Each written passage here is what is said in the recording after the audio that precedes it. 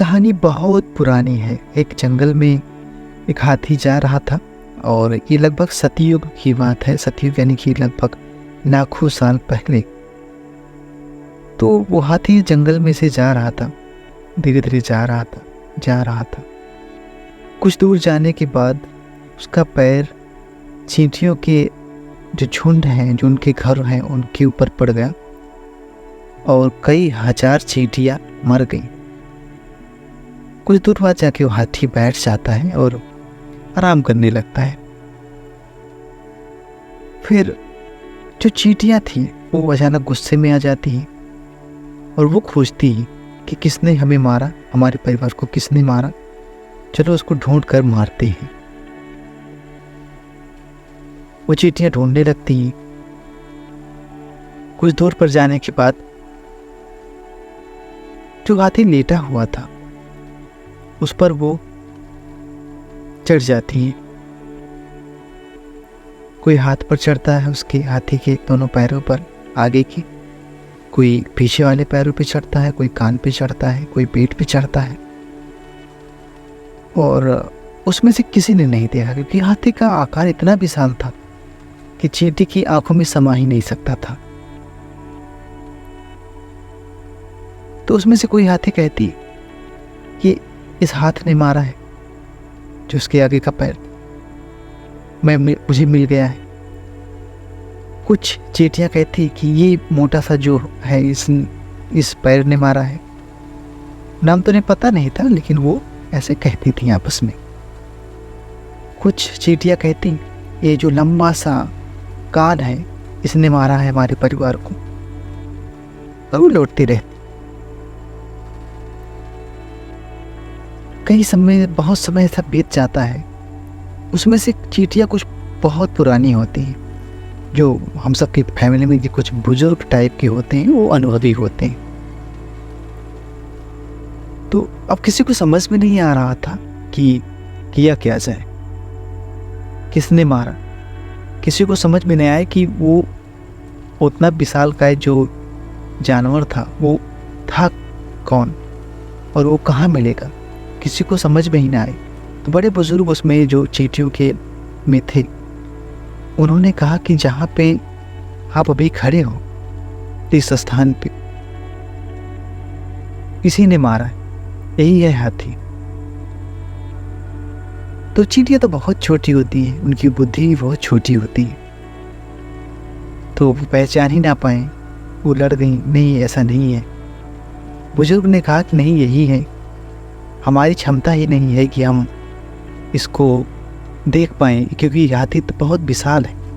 लेकिन लगभग उसमें से 99% जो चींटियां थी उनको विश्वास नहीं हुआ और आपस में बहस करने लगी।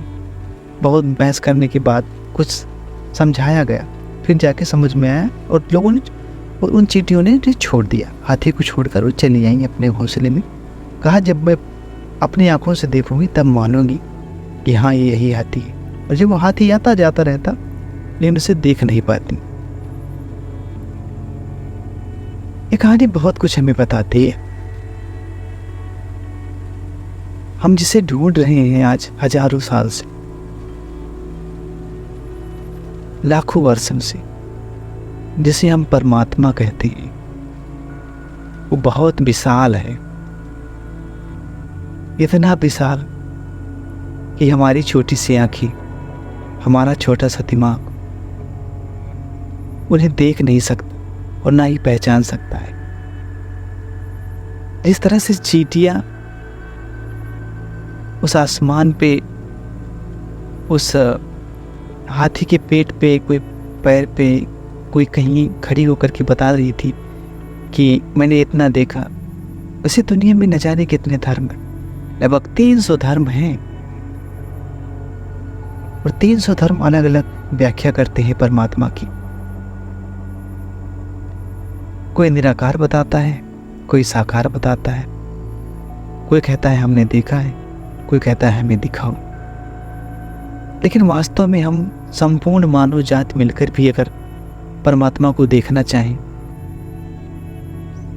तो नहीं देख सकते, क्योंकि वो इतना विशाल है, इतना विशाल है,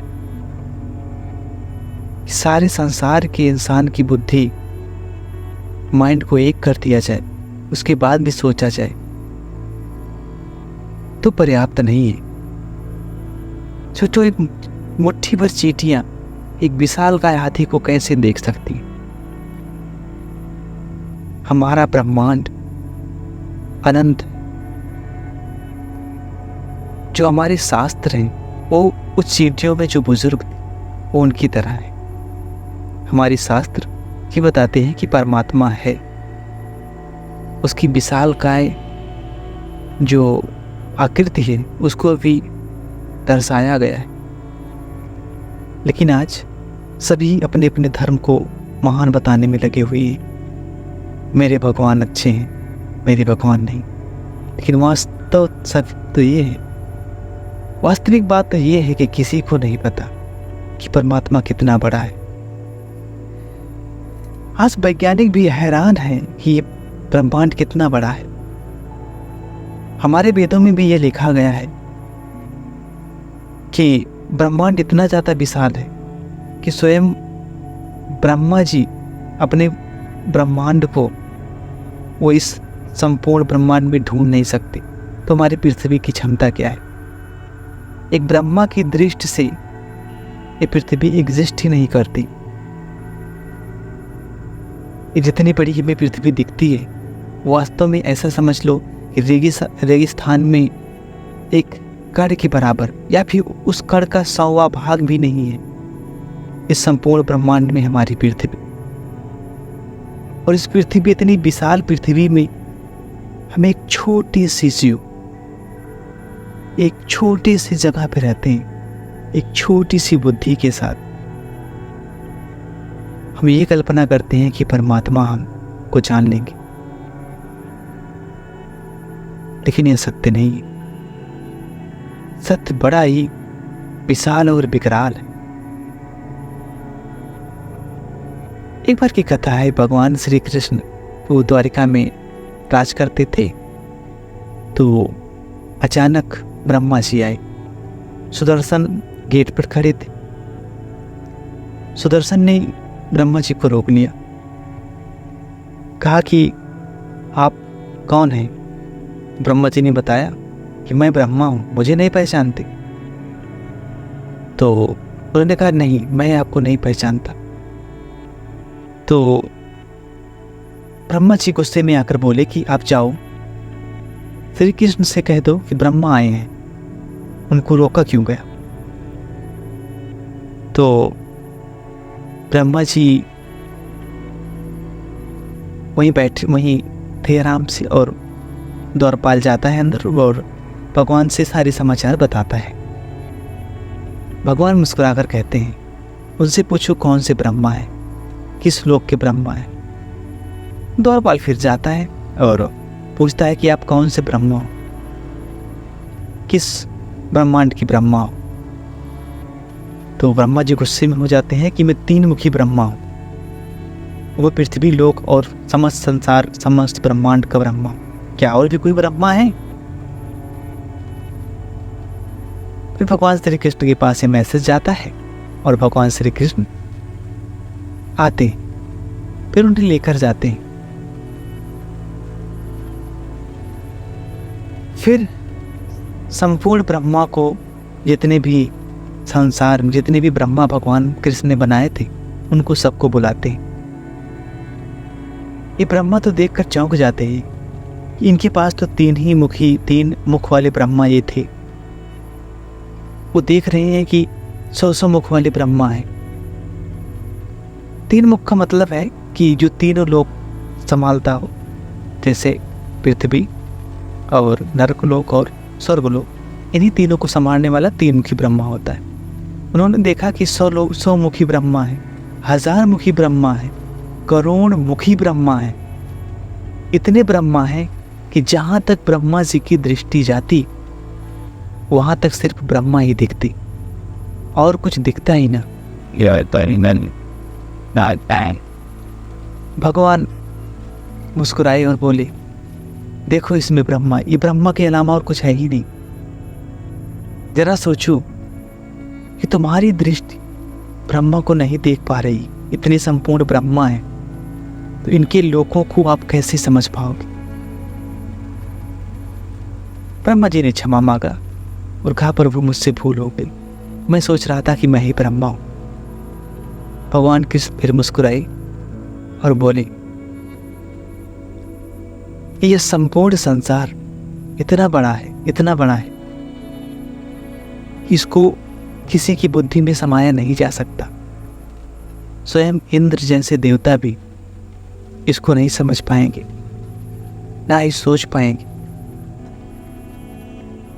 तो इंसान की क्षमता क्या है, और हम थोड़ा सा जान करके ऐसा लगता है भगवान के बारे में सब कुछ जान गए। वास्तव में भगवान ही सब कुछ है। जब अर्जुन ने कहा कि प्रभु मुझे अपना वास्तविक रूप दिखाओ, तो भगवान ने स्वयं कहा कि मेरे वास्तविक रूप को देखना किसी भी इंसान या देवता की बस की बात नहीं है, फिर भी मैं तुम्हें दिव्य चक्षु देता हूँ। इससे तुम थोड़ा कल्पना कर सकते हो, उतना जितना रेगिस्तान में एक रेत है, भगवान ने अपना विकराल रूप दिखाया। और आपने भी कभी कल्पना किया होगा, अगर आप छत पे लेटते होंगे अपने घर के, इतना संपूर्ण ब्रह्मांड है, अनगिनत तारे, अनगिनत सितारे, इसमें एक छोटी सी पृथ्वी।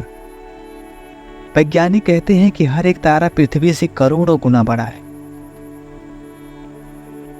और हम अपनी आंखों से महज कुछ करोड़ तारे ही देख पाते हैं, वो भी जिसमें ज्यादा चमक होती है, और नहीं देख पाते। लेकिन दुनिया में 300 धर्म है, जिसमें से सनातन धर्म सबसे सर्वोच्च है, क्योंकि इसमें ज्यादा रिसर्च हुई, ज्यादा खोजें हुई, हर एक बात को लेकर, हर एक विज्ञान को लेकर। ऐसा कुछ भी नहीं है जो सनातन धर्म में ना हो, ना खोजा गया हो। इसके पीछे का साइंस बड़ा ही दिलचस्प। आप चाहे किसी भी जाति धर्म समुदाय के हों, लेकिन आप अगर अपने जीवन को तलाशने का प्रयास करेंगे, तो कहीं ना कहीं आपको सनातन धर्म के बारे में जानना जरूर पड़ेगा। उसके बाद ही आप समझ पाएंगे। तो किसी संत ने पूछा कि क्या भगवान को देखना वास्तव में असंभव है, या फिर अगर है तो मुझे दिखाओ। महात्मा जी बैठे हुए थे और वो मुस्कुराए और बोले कि जरा अपने कानों से पीछे देखो, कुछ दिख रहा है। अचानक शिष्य चौंका और बोला कि महाराज, गुरुजी, कानों से क्या पीछे दिखेगा।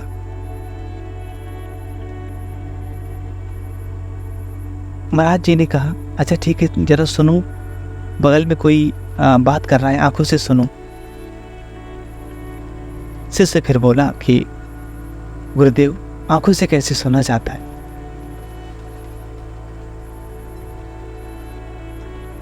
तो भगवान गुरु जो बैठे थे वो बोले कि एक छोटी सी घटना जो तुम्हारे बगल में ही हो रही है, उसे तुम अपने आंखों कानों से नहीं देख पा रहे, नहीं सुन पा रहे,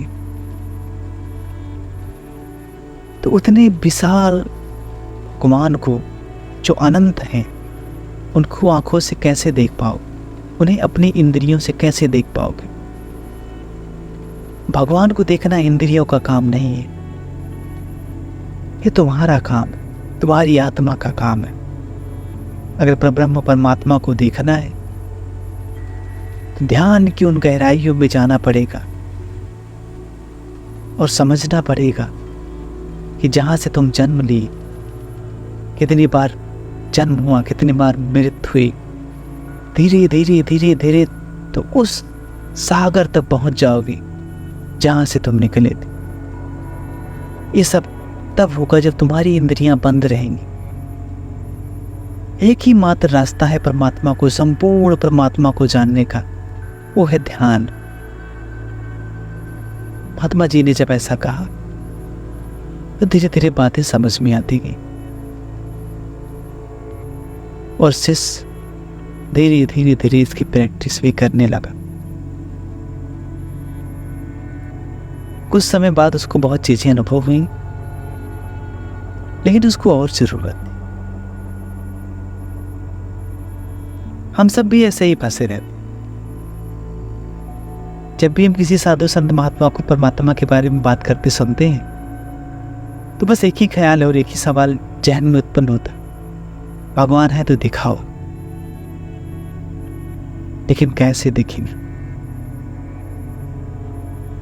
जब परमात्मा इतने विशाल है कि हमारी बुद्धि में भी नहीं समा सकती, तो छोटी सी आंखों में कैसे दिखें?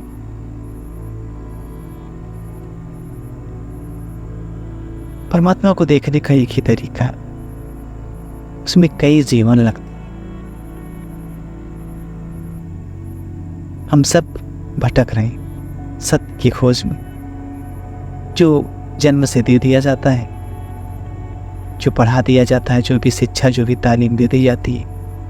एक मुसलमान परिवार में पैदा हुए तो हमें इस्लाम की तालीम दी जाती है, हमें लगता है कि हम मुसलमान हो।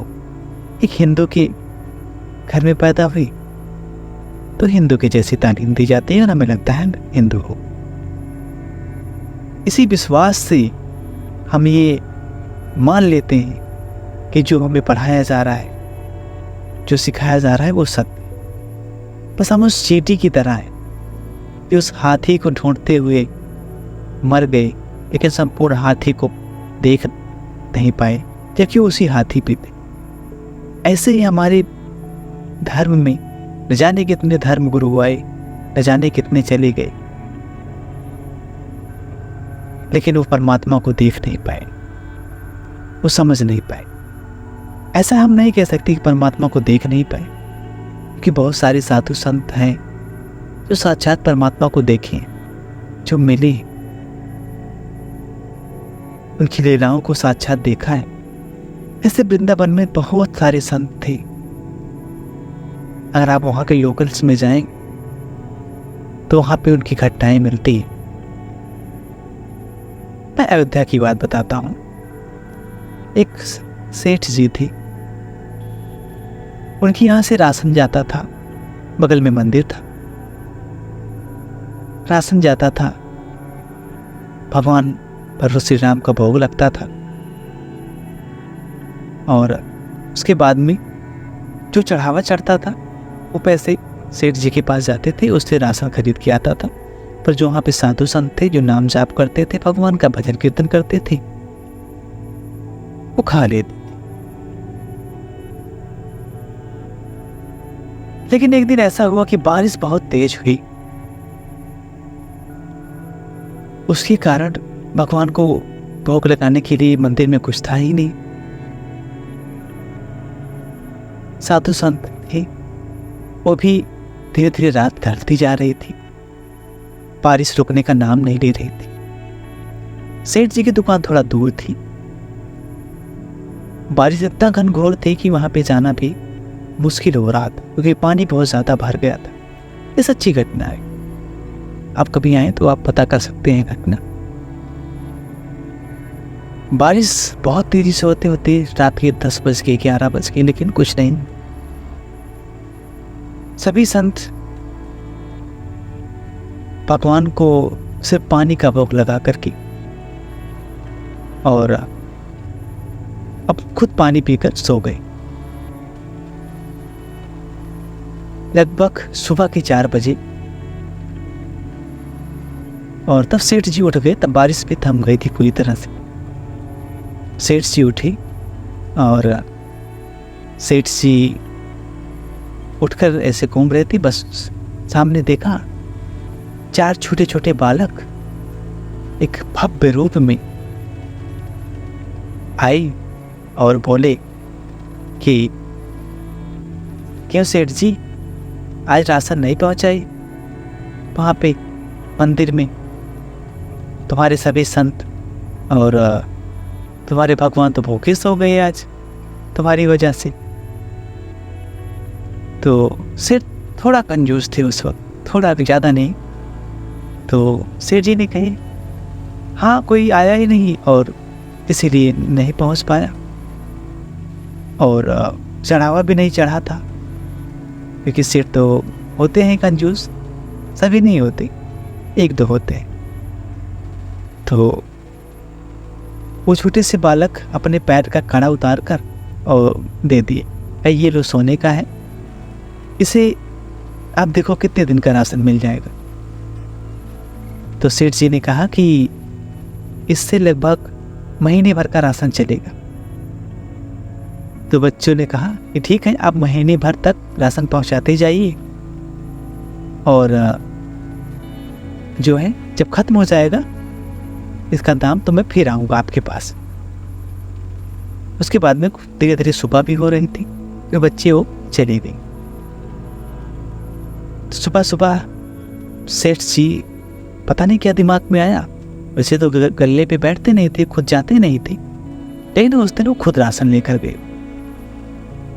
मंदिर भी नहीं खुला था,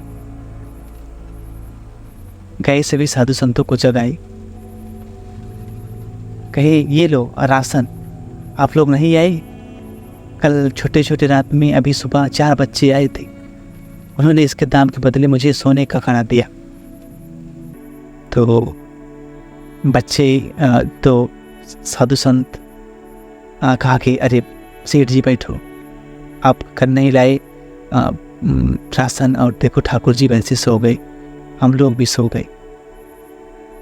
तो जैसे ही किवाड़ खुला, देखा मूर्ति में जो प्रभु श्री राम की मूर्ति में जो पैर में कड़ा होता है वो कड़ा गायब है। सभी चौंक गए, ये क्या हो गया। सेठ जी वहीं रोने लगे, कहीं मैं कितना मूर्ख हूं मैं। तीनों लोगों के स्वामी हमारे द्वार पर आए और मैं मूर्ख बन के देखता रहा, मैं पहचान भी नहीं पाया। जिन्होंने मुझे सब कुछ दिया, उनको खाना खिलाने के लिए मैं उनसे दाम काम किया, हिसाब लिया, और फूट फूट कर रोने लगी। ये घटना उसमें बहुत विचित्र थी।